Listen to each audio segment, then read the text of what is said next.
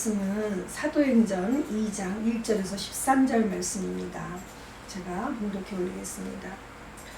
오순절 날이 이미 이르매 그들이 다 같이 한 곳에 모였더니 후련히 하늘로부터 급하고 강한 바람 같은 소리가 있어 그들이 앉은 온 집에 가득하며 마치 불의 혀처럼 갈라지는 것들이 그들에게 보여 각 사람 위에 하나씩 임하여 있더니 그들이 다 성령의 충만함을 받고 성령이 말하게 하심을 따라 다른 언어들로 말하기 시작하니라.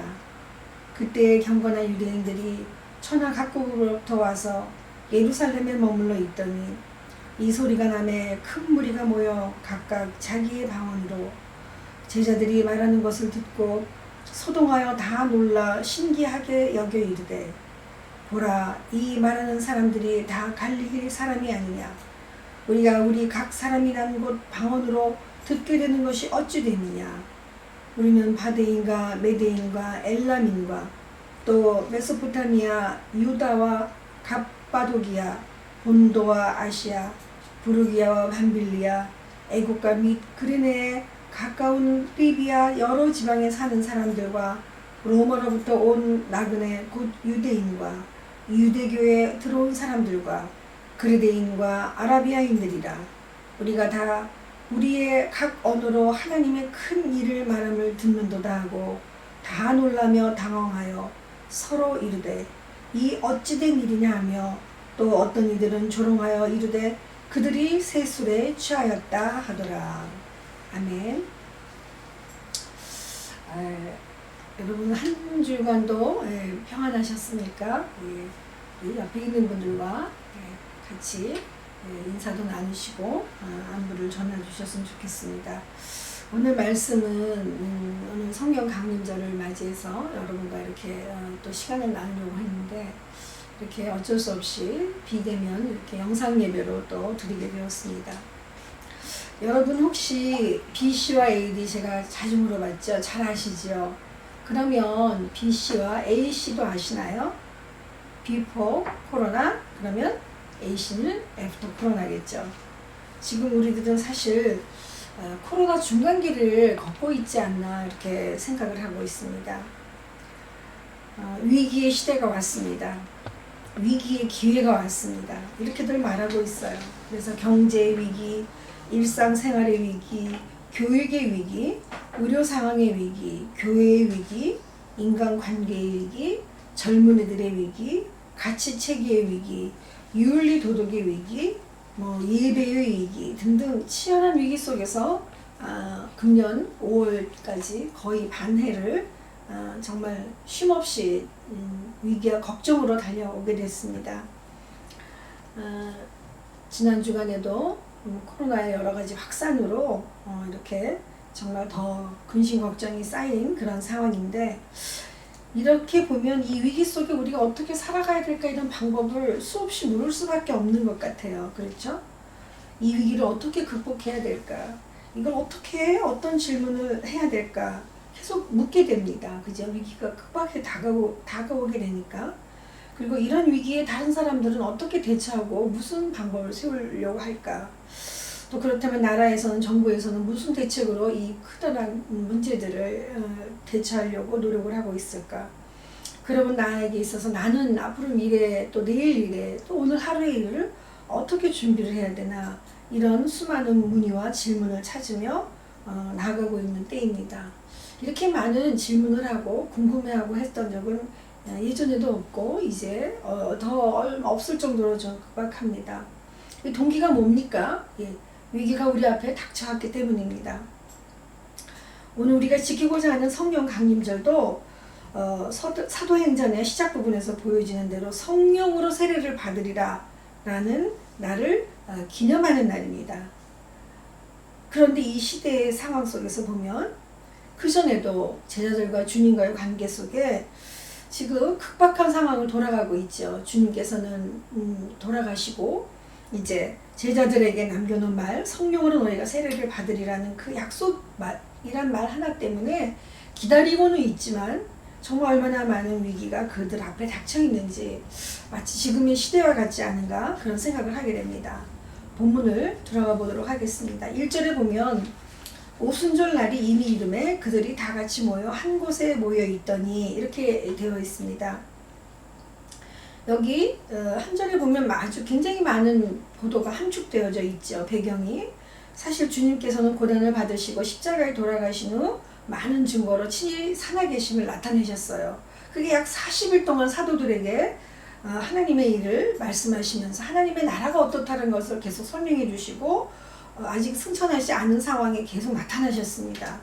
그래서 사도행전 1장 4절에 보면 사도와 함께 모이사 그들에게 분부하여 이르시되 너희는 예루살렘을 떠나지 말고 내게서 들은 바 아버지께서 약속하신 것을 기다리라라고 이렇게 부탁하셨습니다. 그리고 또한 요한은 물로 세례를 베풀었으나 너희는 몇 날이 못 되어서 성령으로 세례를 받으리라고 약속하셨습니다. 주님은 돌아가시고 나서도 그 제자들과 남은 그 사도들을 정말로 너무너무 안타까운 마음으로 40일 동안 계속 나타나셨어요. 보여주셨어요. 하나님 나라에 대해 설명하시고 이제 너희가 앞으로 대처해서 나갈 것은 이것이다 라고 성령으로 세례를 주신다고 하고 계십니다. 또 제자들과 사도들은 이제 주님이 고난받으시고 돌아가셨지만 앞으로 이 일에 있을 일에 대해서 얼마나 많이 물어봤겠어요. 그죠? 주님이 오셔야지만 물어볼 수가 있으니까 나타나실 때마다 물어봤을 거예요. 그래서 사도행전 1장 6절에 보면 그들이 모여 있을 때에 예수께서 여쭈어 이르되 주께서 이스라엘 나라를 회복하심이 이때니까 라고 이렇게 질문합니다.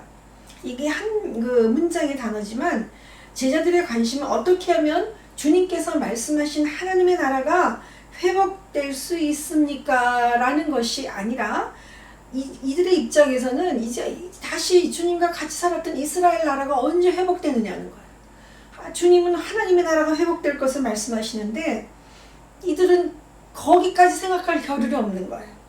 마치 지금 우리와 너무 유사하지 않습니까? 그죠? 지금 당장 닥쳐진 이런 문제도 어떻게 정말 해결할 수가 없는데 그래서 저는 오늘 아침에 이런 기도가 나왔어요. 주님, 지금 다시 이렇게 감염병의 확장으로 이렇게 되어 있는 상황에 어떻게 했으면 좋겠습니까? 다시 예전처럼 회복될 수 있을까요? 예전처럼 우리가 정말 많이 모두가 모여서 군 예배나 모든 상황이 정상으로 다시 돌아가지 못할지라도 주일날 한 번 예배 드리는 정도는 될 수 있을 정도 회복이 언제쯤 가능하겠습니까? 이렇게 물어보게 됐어요. 아마 제자들도 그런 심정이었을 것입니다. 주님은 사도들에게 이제 하나님의 나라가 회복될 거라고 말하지만 제자들은 그게 아니에요. 당장 이 문제를 어떻게 해결해 주십시오요. 이스라엘 나라를 회복되게 해 주십시오라고 질문을 계속합니다. 왜냐하면 왜 그래요? 지금 보여진 현실이 너무 답답하고 힘들기 때문에 그렇습니다. 앞이 보이지가 않잖아요. 답이 보이질 않아요. 어떻게 할 결론을 지을 수가 없어요. 그러나 그럼에도 불구하고 주님은 결론을 지으시는 거예요. 기다려봐라. 언제 먼 날이 못 돼서 너희는 성령으로 세례를 받을 것이라고 이 답뿐이 안 하십니다. 기다리라고 하십니다. 그렇다면 주님께서는 어떻게 사도들과 제자들에게 성령으로 세례를 받을 수 있다라고 하시겠습니까? 그 다음 한번 보겠습니다. 이제 오순절에 성령 강림 사건이 일어나요. 사도행전 2장에 오시면. 근데 이건 어떤 사건의 이벤트성이 아니에요. 28일 날 5월 28일이죠. 양재동 아트센터에서 코로나로 인해서 지금 큰 구판을 벌였습니다. 어느 가수의 유명 가수인 엄마가 무슨 문화재라고 해서 무당입니다. 그래서 단지 인간이 어떤 신에게 이러한 힘든 상황들을 위로받고 싶어서 또 위로하는 심정으로 이렇게 인간이 하는 이벤트라고 할 수 있습니다. 또 우리가 잘 알다시피 코로나 때문에 우리 기독교가 사이비 이단으로 몰리는 바람에 여러 가지 코로나가 전국 확산으로 또 가게 되고 그렇게 해서 그 여파로 교인은 엄청난 비난과 비방을 들으며 어려운 시간들을 보냈습니다. 이제는 그 코로나를 치료할 방법이 없다고 모든 사람들이 절망을 하니까 구술해서라도 위안을 받고 싶어하는 인간의 마음, 이건 다 연약한 인간의 행위일 뿐이에요. 이거는 이벤트라고 할 수 있어요. 그런데 하나님을 안다는 사람도 정말 하나님을 내가 하고 싶은 방향으로 방편으로 끌어대어 유익한 답만을 달라고 끌어대면 이것도 마찬가지 정말로 우리가 얄팍한 신앙의 그 편제로 갈아타는 것밖에 되지 않는다는 것입니다. 그러나 오순절 성령의 강림 역사는 그게 아닙니다.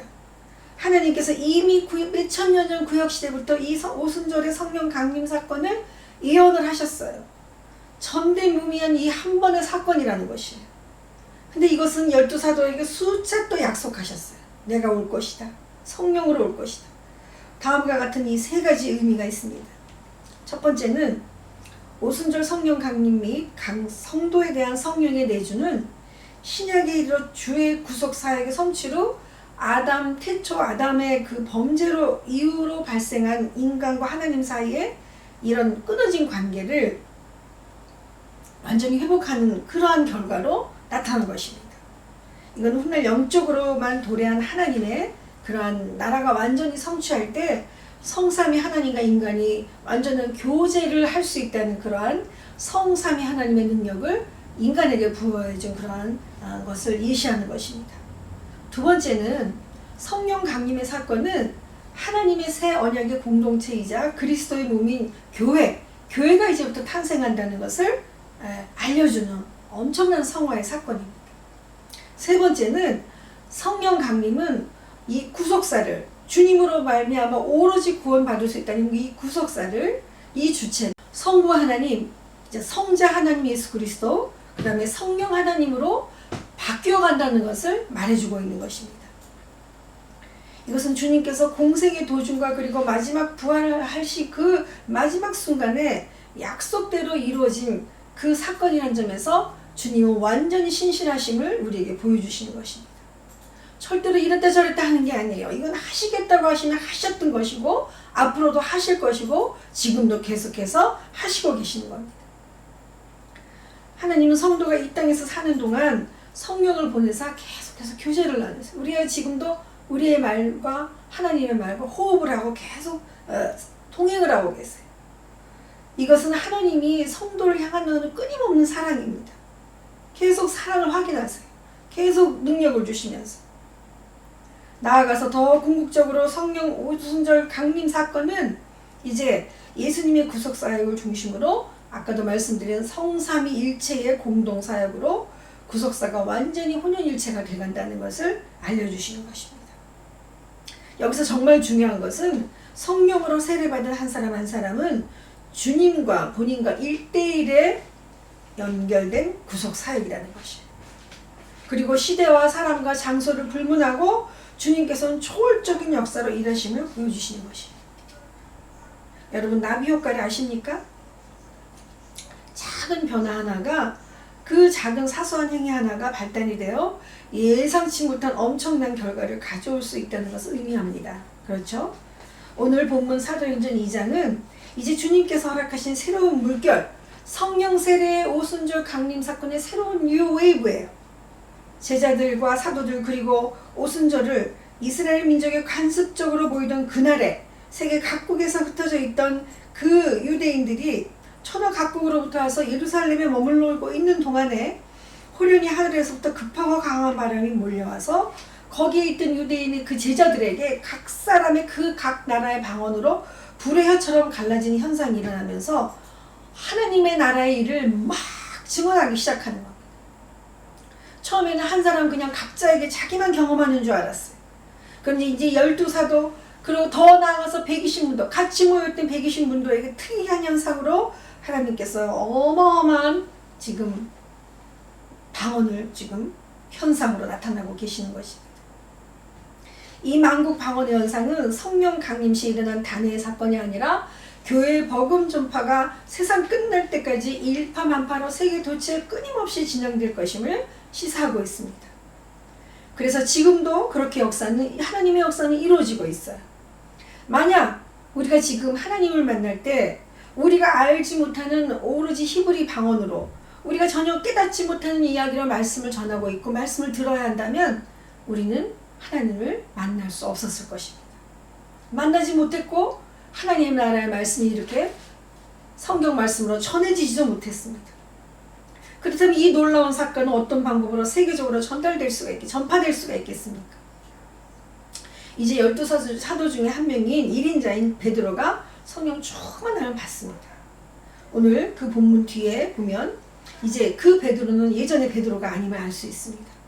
15절에서 18절 제가 읽어드리겠습니다.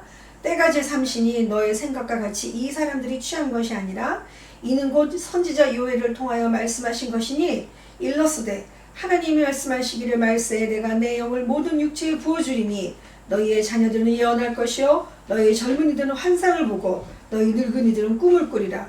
그때 내가 내 영을 내 남종과 여종들에게 부어주리니 그들이 예언할 것이요. 아멘. 구약에 예언한 사실을 베드로는 말씀 그대로 주님께서 선한 능력 안에서 이루어지고 있음을 그대로 선포하고 있어요. 베드로는 정말 성령 충만한 후에 너무너무 놀랍게 담대해졌습니다.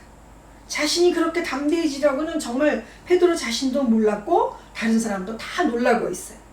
그래서 12절과 13절에 보면 뭐라고 이 말씀이 들어와 있냐면 다 놀라며 당황하여 서로 이르되 이 어찌된 일이냐 하며 또 어떤 이들은 조롱하여 이르되 그들이 새 술에 취하였다 라고 이렇게 기록되어 있어요.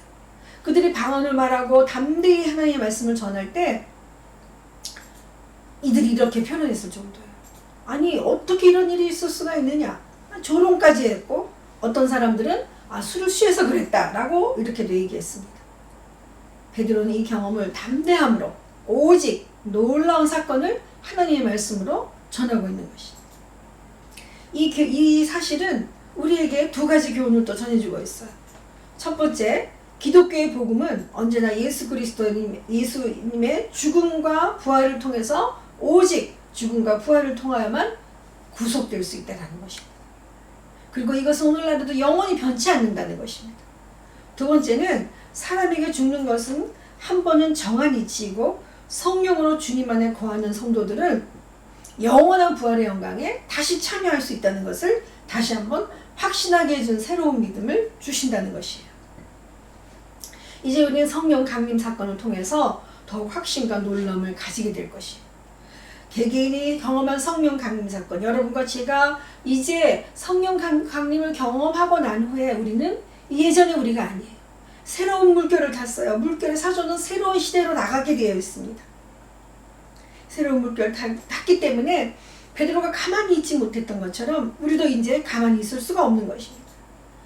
12제자 120문도가 눈물로 회개하며 기도하며 주님께 물어보듯 우리가 울며 여쭤봐야 돼요.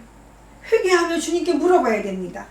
왜 우리입니까? 왜 주님께서 내 안에 안 계셔서 우리에게 이런 고통을 주십니까? 왜 우리를 아비 없는 자식처럼 내버려 두셨습니까? 왜 우리에게 이런 위기가 옵니까? 라고 자꾸 질문을 하셔야 돼요. 자꾸 예수님께 물어보고 기도해야 합니다. 그런데 그 질문이 우리 안에 믿음과 확증으로 주님과 나 안의 역사 속에 오기 시작하면 이제는 why me가 아니라 why Jesus가 될 것입니다.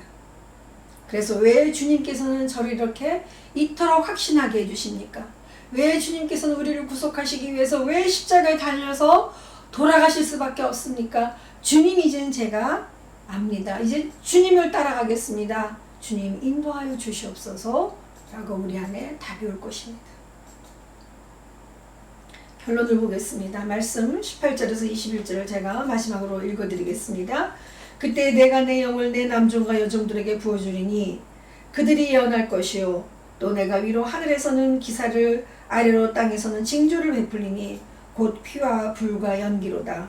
주의 크고 영화로운 날이 이르기 전에 해가 변하여 어두워지고 날이 변하여 피가 되리라. 누구든지 주의 이름을 부르는 자는 구원을 받으리라 하였느니라. 아멘. 아멘입니다. 그렇습니다. 주의 날에 보여진 하나님의 역사는 이제 성별을 뛰어넘었어요. 모든 자들 누구든지 또 어디서나 모든 것을 평등하게 역사하시고 계신다는 것입니다. 그러면 누구든지 주님의 이름을 부르는 자에게 민족, 인종 모든 범주에 한정되지 않는 그러한 제한 없이 열려져 있는 구원을 우리에게 나눠주시기로 작정하신 것입니다. 오직 하나님의 뜻은 한 가지예요. 우리를 하나님의 사람으로 구원하게 하시기 위함입니다. 우리 모두가 성령 강림을 통하여 하나님의 하신 일이 무엇인지 경험하며 새롭게 새로운 역사로 새 물결로 주님 앞에 나아가기를 간절히 축원합니다. 기도하겠습니다. 하나님 아버지, 주님 불쌍히 여겨 주시옵소서. 아버지,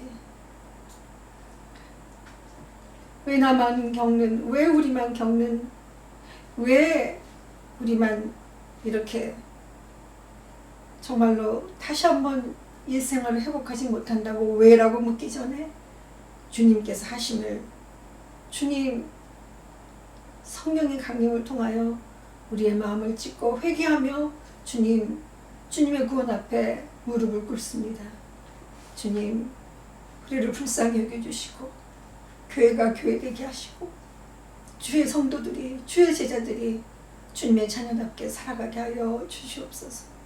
주님 불쌍히 여겨주셔서 하나님의 형상이 모두가 다 회복되게 하시고 하나님의 하신 일을 온전히 찬양하며 이 어두운 시대에 아버지 하나님 모든 위기와 위기 속에 정말 신음하며 앓고 있는 모든 자들에게 성령 강림을 통하여 새로운 세상, 새로운 세계를 바라볼 수 있도록 주의 능력으로 붙들어 인도하여 주시옵소서. 예수님의 이름으로 감사하며 기도드리옵나이다. 아멘.